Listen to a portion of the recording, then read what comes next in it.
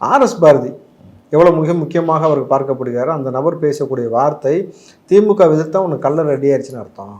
என்னது கல்லறை ரெடி ஆயிடுச்சுன்னு ஒரு முக்கிய தலைவர், ஒரு ஆளுங்கட்சியினுடைய முக்கிய தலைவர். எங்கே உட்காந்து முக்கினார்னு தெரியல அவர். இப்போ வந்து அவர் முக்கிய தலைவர் ஆகிட்டாரு. ஆனால் அவர் சொல்கிற வார்த்தை உனக்கு கல்லறை ரெடி ஆயிடுச்சு. அதே வார்த்தையை தான் சிவாஜி கிருஷ்ணமூர்த்தியும் பேசலாம்.